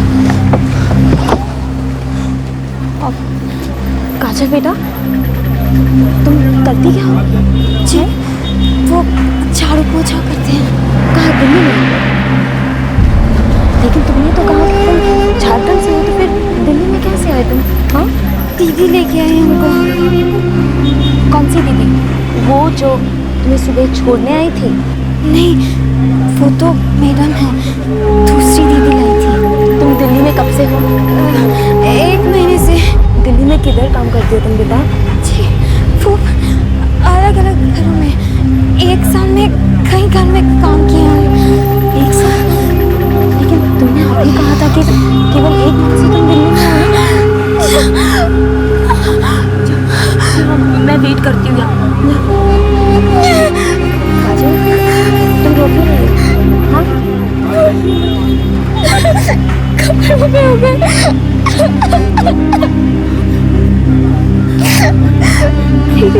वो हमको कपड़ा बदलना है। शांत हो जाओ, बदलते हैं।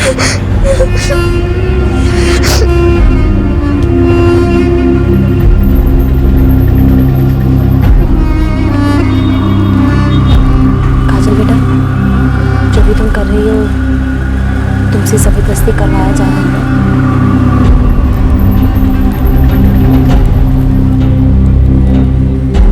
आखिरकार रूपा को समझ में आ गया था कि काजल से जबरन वो काम करवाया जा रहा था जो शायद वो नहीं करना चाहती थी। शायद वो हालात से मजबूर होकर ये सब कर रही थी। लेकिन एक बात तय थी कि काजल की एक ठिकाने से दूसरे ठिकाने तक ट्रैफिकिंग की जा रही थी।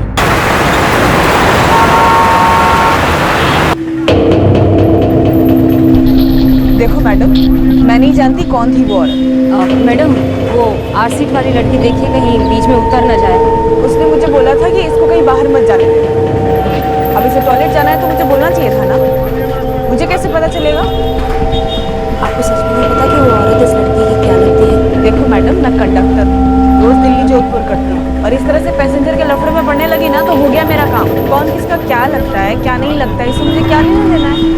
और वैसे उसने मुझे बोला था कि इसको महावीर चौक उतार देना, मैं उतार दूँ। मेरी ड्यूटी वहीं खत्म।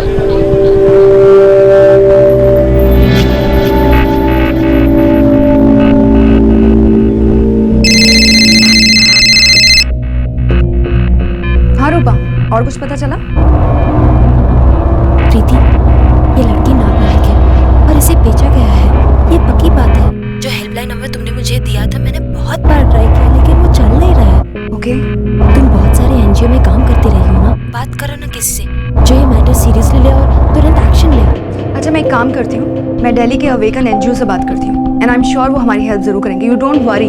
ठीक है, हम बस 1 घंटे में जोधपुर पहुंचने वाले हैं। जल्दी करो प्रीति, प्लीज। मैं अभी करती हूँ, मैं अभी करती हूँ।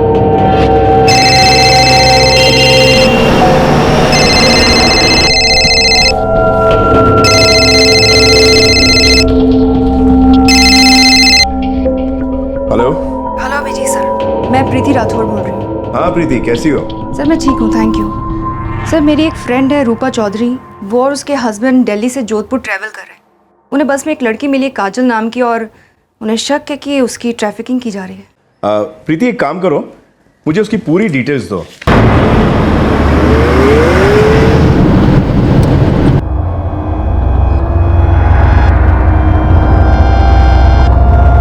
चलो चलो, आउटर जोधपुर उठो।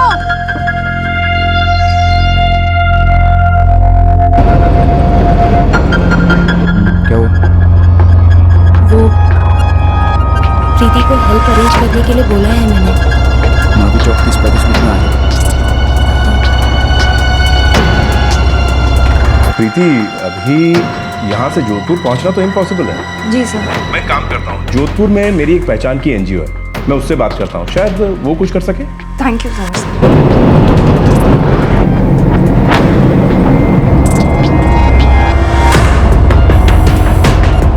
प्रीति, हम लोग जोधपुर में एंटर करने ही वाले हैं। 20-25 मिनट में पहुंच ही जाएंगे।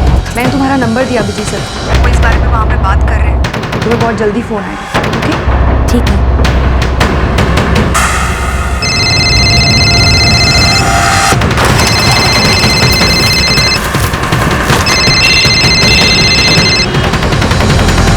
बस अभी कहाँ पे पहुंचे अभिजीत? एग्जैक्टली तो नहीं पता, लेकिन मैं तुम्हें उस लेडी का नंबर देता हूँ जिसने उस लड़की को देखा है। वो उसी बस में है। उसका नाम रूपा है। हाँ, नंबर बताओ। चलो चलो चलो, आगे हनुमान चौक। किस किस को उतरना है? अरे भाई साहब, गारंटी दी थी ना, आइए उतरिए।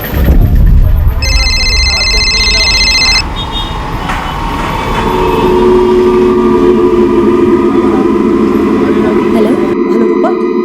जी रूपा, मैं दीपा चावला बोल रही हूँ। मुझे अभी भी अभिजीत ने तुम्हारा नंबर दिया है। जी, प्रीति ने बात की थी उनसे। वो लड़की है ना बस में अभी? जी है। और तुम लोग कहाँ पहुँचे? कहाँ पहुँचे हम? हम हनुमान चौक पहुँच गए हैं। वो लड़की महावीर चौक उतरने वाली है। रूपा, मैं घड़ियाली 4 रास्ते पर पहुँचती हूँ। मेरी ऑफिस के पास ही है। सारी प्राइवेट बसेस वहाँ पर रुकती हैं। मैं वहीं से बस में चढ़ जाती हूँ। महावीर चौक पे हमें कोई ना कोई हेल्प के लिए पहुँच ही जाएगा। तुम मुझे बस नंबर बताओ। वो तो नहीं पता, और पूछूंगी तो शक हो जाएगा। वाइट वॉल्वो है, नीटर। ओके, मैं अभी पहुँचती हूँ।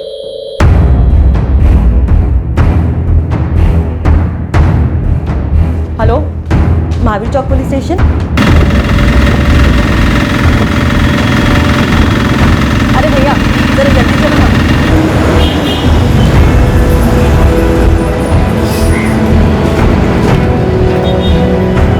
एक्सक्यूज मी, महावीर चौक छोड़ेंगे?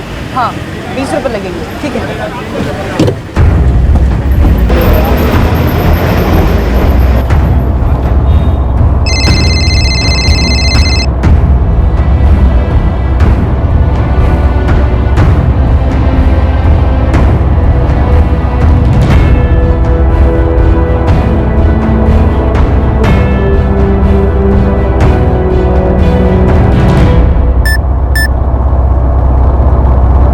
चिंता मत करो, महावीर चौक पर पुलिस पहुंच जाएगी।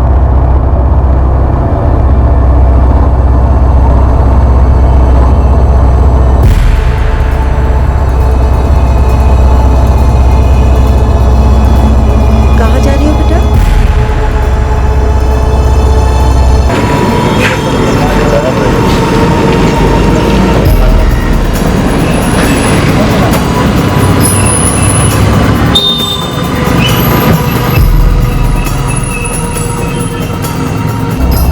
मालूम नहीं दीदी। कोई लेने आने वाला है तुम्हें जोधपुर में? जानती हो उसे? नहीं। बेटा, क्या करने जा रही हो जोधपुर में? पता नहीं, वो बताएंगे। ऐसा कहा था।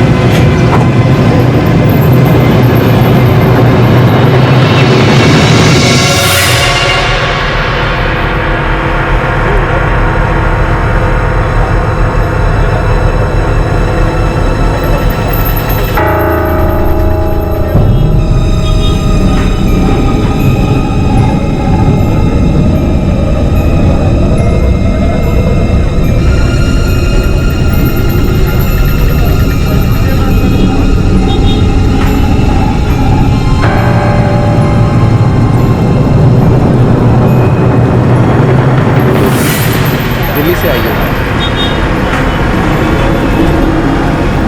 चलो तुम्हें लेना।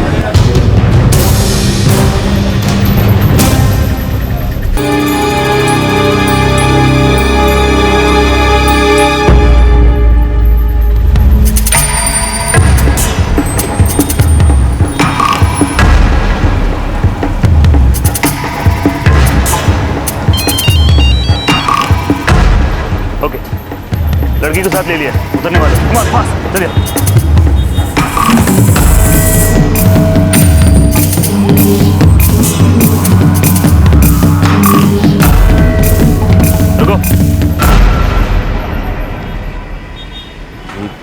कौन है आप लोग? इंस्पेक्टर पालीवाल, महावीर चौक पुलिस स्टेशन।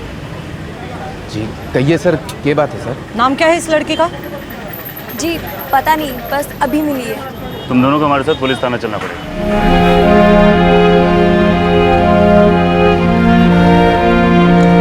ले चलो इन लोगों को।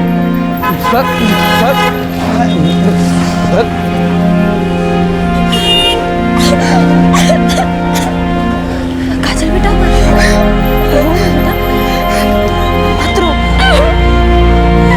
डरो मत। हम सब तुम्हारी मदद के लिए हैं। मैं हूँ तुम्हारे साथ ना, मत रो।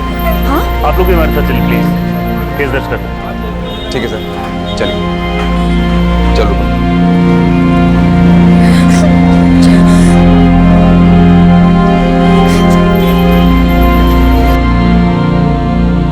ये क्या बोल रहे हैं आप सर?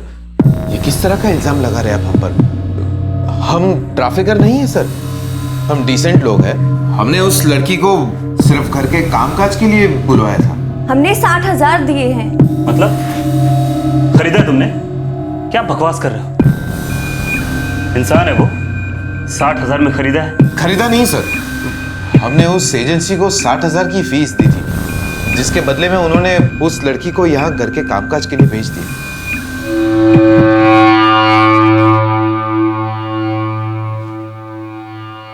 काजल बेटा, दिल्ली कैसे आई? कौन लाया है तुम्हें? किसने भेजा तुम्हें? बताओ बेटा।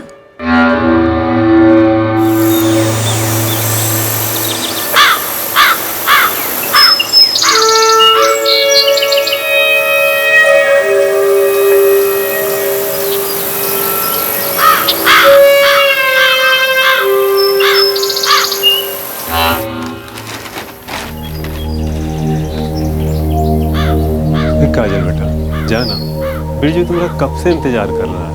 माँ, हम नहीं जाएंगे, हम यहीं पे काम कर लेंगे। यहाँ पर कहाँ काम है ज़्यादा? बिरजू का बोलता है कंप्यूटर, वो सीख लोगी, कुछ और सीख लोगी, काम मिलेगा, पैसा मिलेगा। देख बेटा काजल, जो हम कमाते उसमें तो हमारा गुजारा नहीं होता। तू बिरजू के साथ जाएगी, कुछ काम करेगी तो 2 पैसे आ जाएंगे, पैसा जमा होता रहेगा, वो तेरी शादी में काम आएगा बेटा। पर माँ, हम आपके और पापा के बिना नहीं रह सकते।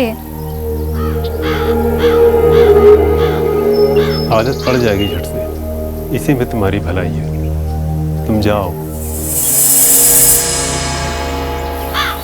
आप चिंता ना कीजिए, शुरू में अच्छा नहीं लगेगा, पर बाद में बहुत खुश होगी कि हमने इतना अच्छा कदम उठाया।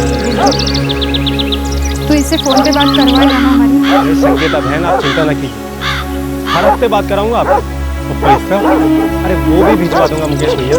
उसकी सारी कमाई आपकी, मैं 1 टका नहीं रखूंगा, और सबका सब टाइम से भिजवा दूंगा। 6 महीना हो गया और पापा से बात नहीं हुई है। काजल बेटा, तुम वापस घर जाना चाहती हो ना?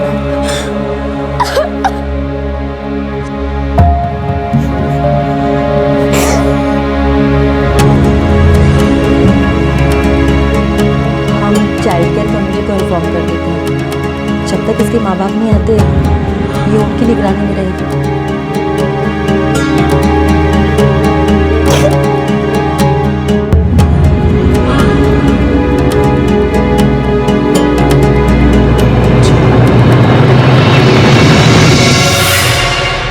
जेएस प्लेसमेंट सर्विसेज, उद्योग विहार, सेक्टर 23, दिल्ली पुलिस को कॉल करो और इन्फॉर्म करो इसके बारे में। सर। जी सर, अब हम तो जा सकते हैं ना सर? लड़की खरीदी तुमने, केस दर्ज होगा तुम पर। बात कुछ पल्ले पड़ रही है? अभी सब मजाक लग रहा था। ले जाओ इनको।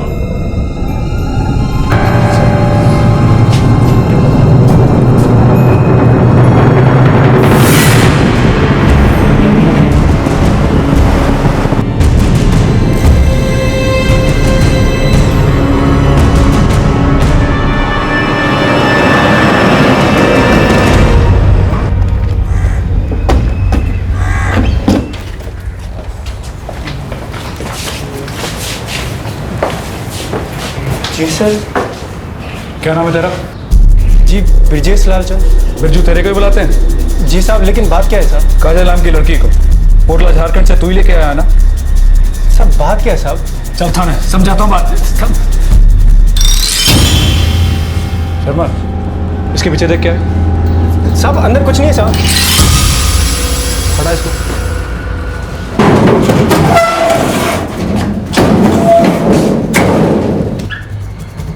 लॉक है साहब। चल खोल इसे। साहब ये स्टोर रूम है साहब, अंदर बस कूड़ा का बड़ा पड़ा है साहब। तू दरवाजा खोलता मैं तुझे खोल।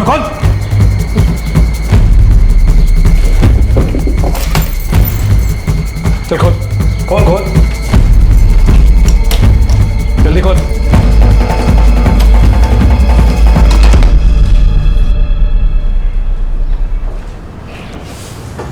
देखो शर्मा, चल।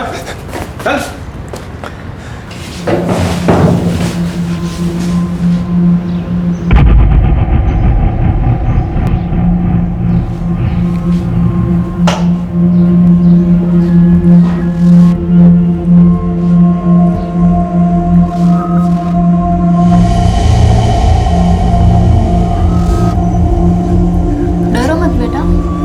तुम लोग हो कौन और तुम्हारा नाम क्या है? पिंकी। और तुम्हारा? सुनिधि।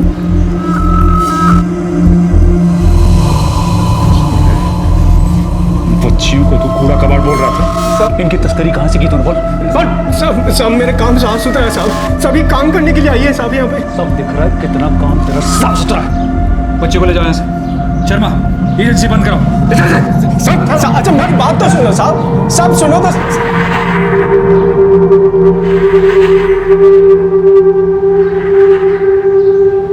बेटा पिंकी सुनी थी, डरो मत। बोलो कहाँ से आई तुम लोग यहाँ? मैं बंगाल से आई हूँ। मैं उड़ीसा से। इधर कैसे पहुँचे तुम दोनों? बोलो बेटा, क्या वो आदमी ज़बरदस्ती तुम लोग को यहाँ लेकर आया? किधर काम पर भेजने वाला था ये? साहब, मैं पहले गांव में थी, मुझे नहीं पता मुझे यहाँ कौन उठा लाया। मेरे साथ गलत काम किया, फिर मुझे यहाँ लाया। गांव में पड़ोस में मंदिरा आंटी है, वो मुझे लेके आई, कहा कि दिल्ली घूमने फिरने लाई है। तुम दोनों दिल्ली में कब से? 2 महीने से। पहले मैं हरियाणा में थी, बाद में मुझे पता चला कि बिरजू मुझे मुंबई ले जाएगा किसी बार में काम कराने के लिए। 2 दिन हुआ मैं इधर आई, मंदिरा आंटी बिरजू के पास छोड़कर चली गई। सर मुझे घर वापस जाना है। देखो बेटा, तुम लोग चिंता मत करो, हम सब इंतजाम कर देंगे। तुम लोग यहाँ सही सलामत हो। चाइल्ड केयर कमेटी को बुलाओ। Yes sir.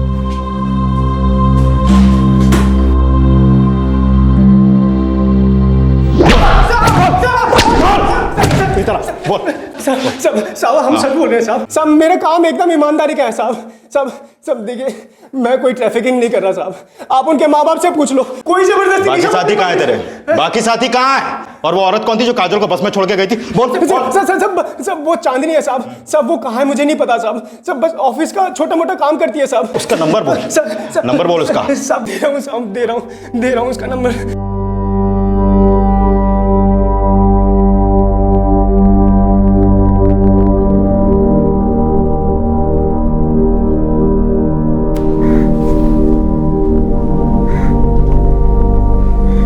कैसी हो काजल? तुम्हारे माँ पापा से कुपोई की पुलिस ने बात कर ली है, वो बहुत जल्द आएंगे और तुम्हें ले जाएंगे अपने साथ। देख बेटा काजल, जो हम कमाते उसमें तो हमारा गुजारा नहीं होता। पर माँ, हम आपके और पापा के बिना नहीं रह सकते। खुश?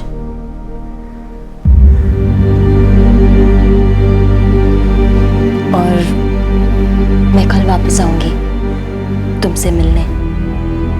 जब तक तुम घर नहीं पहुंच जाती तब तक मैं तुमसे बात करती रहूंगी। ये चाइल्ड केयर कमेटी के लोग तुम्हारा अच्छे से ध्यान रखेंगे, ठीक है?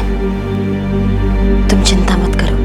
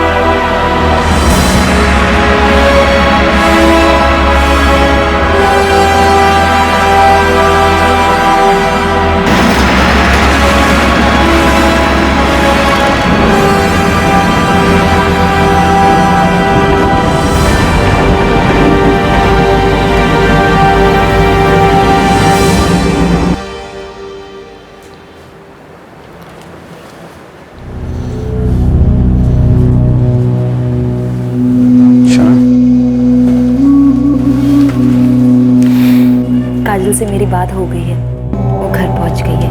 I am so proud of you. Thank you.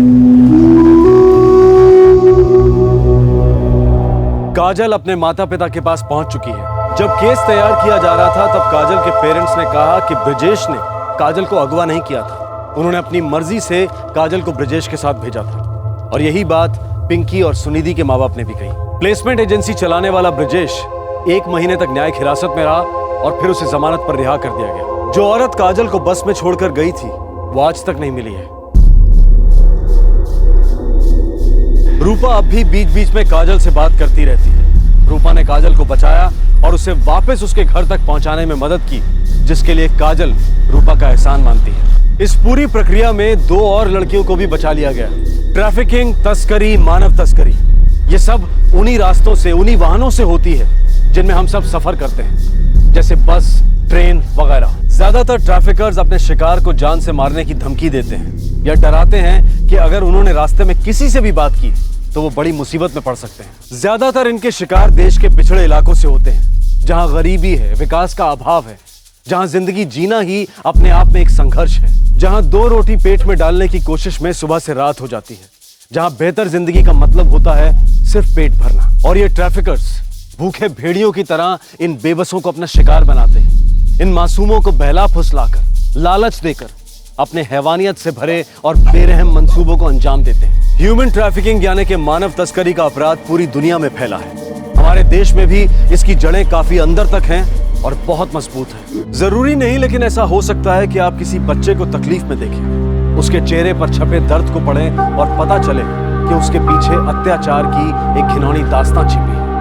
गुलामी, बाल मजदूरी या किसी और किस्म का शोषण छिपा है। शक की स्थिति में, परेशानी में दिख रहे किसी व्यक्ति से एक सवाल पूछ लेना कोई दखलंदाजी नहीं कहलाती। रूपा उस बच्ची को आजाद करा पाई क्योंकि उसने उस बच्ची के चेहरे पर लिखे दर्द को पढ़ा। आपसे फिर मुलाकात होगी क्राइम पेट्रोल दस्तक में एक और नए केस के साथ।